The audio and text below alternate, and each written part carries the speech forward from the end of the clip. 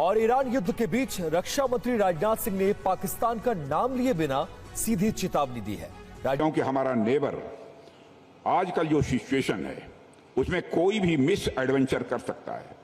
अगर उस संकट को लेकर रक्षा मंत्री राजनाथ सिंह का एक बड़ा बयान आया। राजनाथ सिंह ने किया तो करारा जवाब देंगे और हमले का जवाब देने के लिए हम तैयार हैं। देखिए दुस्साहस, आपको बता दें पश्चिम एशिया संकट पर देखिए राजनाथ सिंह का भी बड़ा बयान सामने आया, जहां पर रक्षा मंत्री राजनाथ सिंह कह रहे हैं कि मौजूदा हालात में पड़ोसी दुस्साहस कर सकता है।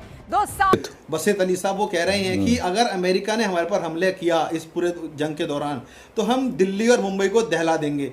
सर क्या ये चीन और पाकिस्तान ये दोनों धीरे धीरे 10-15-20 दिन से भारत की अंतर्राष्ट्रीय सीमा है चीन और पाकिस्तान से लगी, उस पे मंडरा रहे हैं। हमारी सरकार है, उसमें लड़ाई करने का मुद्दा नहीं है, चाहे पाकिस्तान हो या चाइना हो। हम एक में क्या हुआ, बालाकोट में हमारी जो इंडियन एयरफोर्स थी वो रात के टाइम एरिया में जहां रडार नहीं था, जहां वो तैयार नहीं थे, क्योंकि कभी पहले एयरफोर्स यूज ही नहीं हुई थी इंडिया पाकिस्तान के बीच में, वहां जाके हमने अपना फेंक दिया, बालाकोट के अंदर मिसाइल फेंक दी। अगले दिन वो दिन दहाड़े आए और हम तैयार नहीं थे। क्यों नहीं? एक पागलपन सर और सुनने में आया भी, हमारा जो पड़ोसी मुल्क है जो बहुत अपने आप को बहुत बड़ा मानता है, न्यूक्लियर, उनके पूर्व हाई कमिश्नर जो दिल्ली में थे बसीत अली साहब वो कह रहे हैं कि अगर अमेरिका ने हमारे पर हमले किया इस पूरे जंग के दौरान तो हम दिल्ली और मुंबई को दहला देंगे। सर क्या ये बचकाना बयान है या वाकई में आपको लगता है कि इतनी कैपेबिलिटी उनकी बढ़ गई है, इतना साहस उनके अंदर आ गया? सटिया गया है ये बुड्ढा। जानते हैं हम इसको अच्छी तरह से, पागल आदमी। हम इंडिया को उड़ा देंगे। इंडिया तो एक नन्ही सी गुड़िया है ना साहब, कुछ नहीं कर सकती है। तुम गुदगुदी कर सकते हो हमको, इडियट। यहाँ से हम हमारे पास 200 न्यूक्लियर वॉरहेड हैं और वो तुम्हारे पौए, आधे पौए, 2 पौए के बॉम्ब नहीं है। बिल्कुल वो अच्छे तगड़े 100 किलोटन के बॉम्ब हैं। तुम्हारे सारे शहर राख में मिला देंगे बे, सोचना भी मत। बिल्कुल तो सोचे कि तू मार देगा, तू तो चौधरी है। जैसे कि ईरान बेचारा निहत्था है, ईरान ने भी गलती करी, उसने बॉम्ब नहीं बनाया। नॉर्थ कोरिया ने बॉम्ब बनाया है, छू के देखो नॉर्थ कोरिया को, अमेरिका वालों छू के देखो जरा।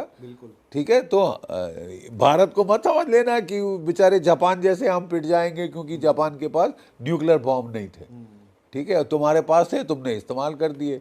तुम जरा करके देखो, तुम्हारे 700 साल एक दाना अनाज का नहीं उगेगा पूरे पाकिस्तान में। एज इट इज पानी बंद है तेरा ऑलरेडी, गधे की औलाद। सोच कहाँ जा रही है सर? बिल्कुल आपको लगता है कि बिल्कुल सटिया गए हैं, पगला गए हैं बुद्धि। अरे साहब वो कहते हैं ना, जब सियार की मौत आती, गीदड़ की मौत आती है तो वो शहर की तरफ भागता है। ये बिल्कुल शहर की तरफ भागते हैं, भारत की तरफ भागेंगे तो 200 न्यूक्लियर बॉम्ब खाओगे साहब।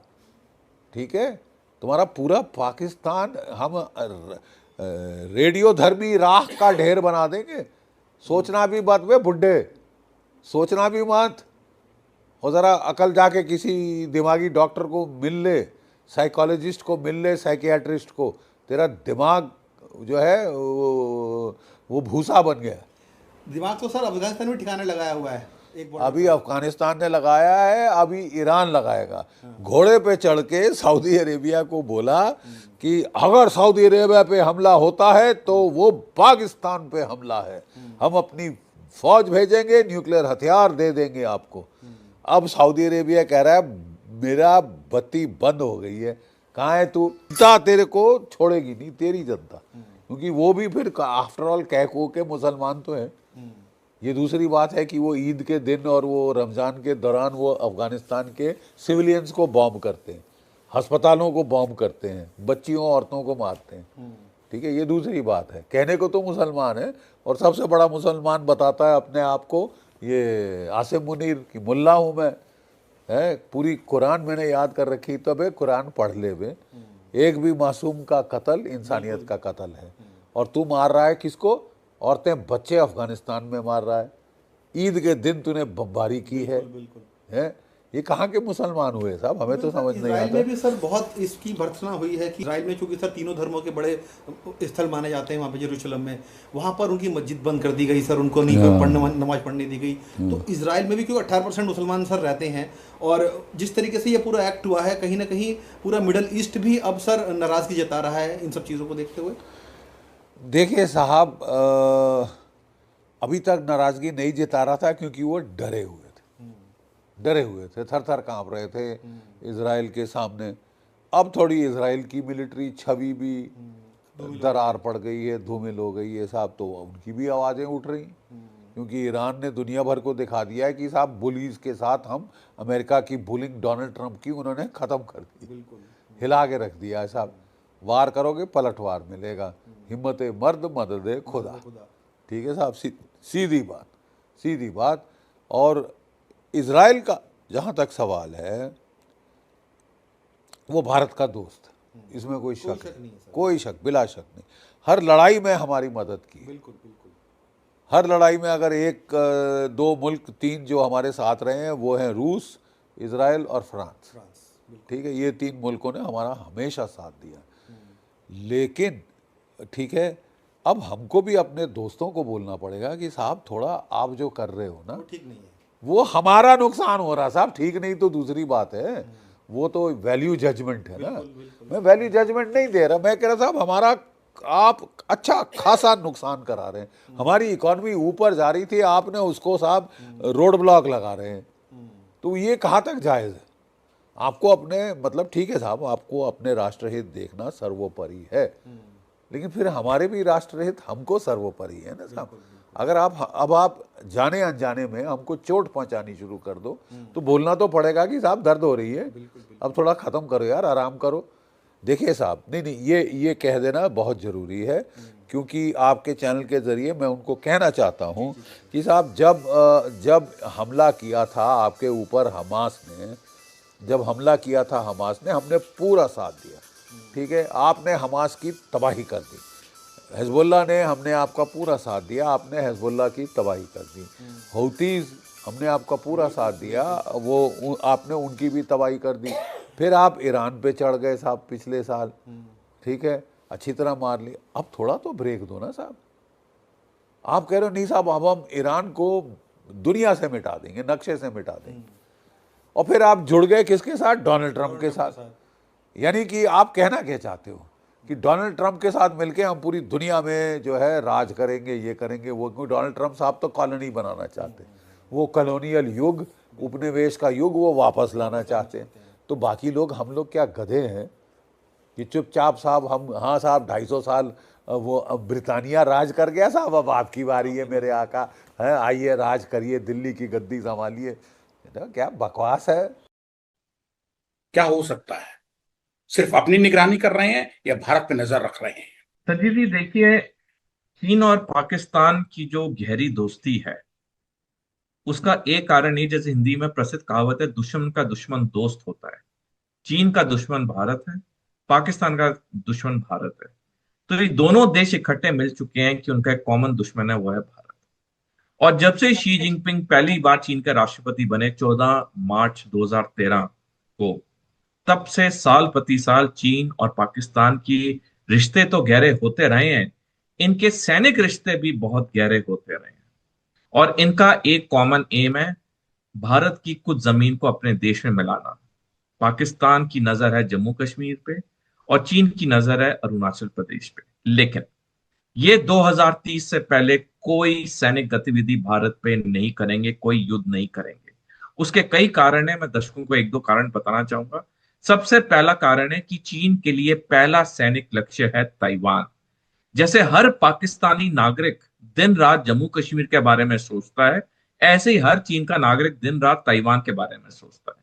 ताइवान उनका नेशनल ऑब्सेशन है, उनका मेन मिलिट्री टारगेट है। तो जब तक चीन ताइवान पे हमला नहीं करेगा, जो कि अगले साल के अंत में होना है, और इसका खुलासा अमेरिका के रक्षा मंत्रालय पेंटागन ने किया है अपने पिछले साल की 23 दिसंबर की रिपोर्ट, जो उन्होंने अपने यूएस कांग्रेस को सबमिट की है। तो चीन ताइवान के हमले से पहले कोई सैनिक कार्रवाई नहीं करेगा भारत पे। जहां तक पाकिस्तान की बात है, मैंने कई बार आपके शो पे बोला है, पाकिस्तान इस साल कोई ना कोई एक आतंकवादी बड़ी घटना करवाएगा भारत पे, जैसे उसने पहलगाम कराया था। उसका कारण यह है कि उसे पता है कि उसके बाद भारत कुछ सैनिक कार्रवाई करेगा, और उसमें पाकिस्तान, जैसे सिंदूर के वक्त पाकिस्तान ने चीनी हथियार, चीनी हवाई जहाज इस्तेमाल किए, लड़ाकू विमान, इस बार भी पाकिस्तान वो करेगा, क्योंकि अब पाकिस्तान को और लेटेस्ट और आधुनिक डिफेंस इक्विपमेंट चीन ने दे दिया है सिंदूर के बाद। तो चीन के लिए एक लाइव लेबोरेटरी टेस्टिंग हो रही है अपने हथियार की।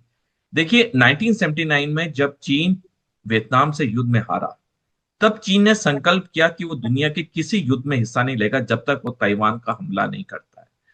जयशंकर का किसी टेलीविजन चैनल पे बैठे थे और कहते हैं मैं कैसे लड़ाई कर सकता हूं, वो बहुत बड़ी इकॉनमी है, मैं छोटी इकॉनमी हूं। भाई इकॉनमी से कुछ नहीं होता है। पाकिस्तान हमसे जंग लड़ता है, उसकी कितनी छोटी इकॉनमी है। ये चीज, ये इकॉनमी की बात नहीं होती, ये आपकी सॉवरेनिटी, आपकी सरहद की बात है। जो अभी हमारी सरकार है उसमें लड़ाई करने का बुता नहीं है, चाहे पाकिस्तान हो या चाइना हो। हम एक नैरेटिव क्रिएट करते हैं। दिया बालाकोट का लीजिए आप, बालाकोट में क्या हुआ? बालाकोट में हमारी जो इंडियन एयरफोर्स थी वो रात के टाइम एरिया में जहां रडार नहीं था, जहां वो तैयार नहीं थे, क्योंकि कभी पहले एयरफोर्स यूज ही नहीं हुई थी इंडिया पाकिस्तान के बीच में, वहां जाके हमने अपना फेंक दिया, बालाकोट के अंदर मिसाइल फेंक दी। अगले दिन वो दिन दहाड़े आए और हम तैयार नहीं थे। क्यों मैं ये कह रहा हूं हम तैयार नहीं थे? क्योंकि हमने अपनी मिसाइल से अपने हेलीकॉप्टर को गिरा दिया कंफ्यूजन में। हमारे मरे थे ना, हमारा हेलीकॉप्टर गिर गया। अच्छा, अब सिंदूर में आइए। सिंदूर में ये था कि हमें उनकी टेररिस्ट इंफ्रास्ट्रक्चर पे अटैक करना है। देखिए साहब, ये हमारा इतिहास हिंदुस्तान और पाकिस्तान का बताता है, अगर आप वहां मिसाइल फेंकेंगे वो चुप थोड़ा बैठेगा। पर हमने क्या किया, आधे घंटे के अंदर अंदर ही हमने उनसे कहा कि हम सीज फायर के लिए तैयार हैं। राजनाथ सिंह का बयान है पार्लियामेंट में, तो और हमारा नुकसान हुआ है उस रात के काफी। हम पाकिस्तान से लड़ लेंगे, वहां भी नहीं लड़ना हमको जी। तो एक नैरेटिव बनाना है, नैरेटिव हम घुस के घर में घुस के मारते हैं। दिस इज द नैरेटिव, ये एक नैरेटिव है। सिंदूर के ऊपर बहुत सारे जनरल्स ने किताब लिख दी है। किसी भी किताब में जो पहली रात थी जहां पर हमारा भारी नुकसान हुआ है हवाई जहाज का, जो कि सीडीएस ने कहा है कि हाँ कुछ नुकसान हुआ है, हम उसका जिक्र ही नहीं करते हैं और उस किताब में जिक्र ही नहीं है। आज जो पाकिस्तान की इंटरनेशनल प्रोफाइल है वो बढ़ गई है सिंदूर के कारण। बिल्कुल। अच्छा, अभी देखिए, अभी मैं आपको दावे के साथ कह सकता हूं, मेरे ख्याल में मोदी सरकार को लेसन मिल गया है। अभी वो कुछ नहीं करेंगे, उनके भी समझ में आ गया है चीन खड़ा है पाकिस्तान के साथ, पाकिस्तान नहीं हार सकता। आप पाकिस्तान को नहीं हरा सकते इस जंग में। मैं किसी भी प्रोफेशनल को हिंदुस्तान के समझा सकता हूं। ये मेरे हिसाब से मोदी सरकार को सबक मिल गया है ऑपरेशन सिंदूर में। बिल्कुल उम्मीद करता हूं ये कुछ भी नहीं करेंगे। अगर कोई अटैक भी होता है तो हम कोई और जरिया ढूंढेंगे, पर अगर किया तो वो हमारे हित में नहीं होगा नतीजा। मैं बताऊं कि क्या हमें करना चाहिए जिससे हमारे देश को फायदा हो। हमारे जो मुल्क में लोग हैं, और इस मुल्क में 80 करोड़ लोग हैं जिनको खाना नहीं मिल रहा है, और ये प्रधानमंत्री बोल रहे हैं, उनकी जिंदगी कैसे बेहतर बनाई जाए। अगर आपको वो करना है, आपको नॉर्मल रिलेशंस करने पड़ेंगे चाइना के साथ, और आपको पाकिस्तान से बात करनी पड़ेगी।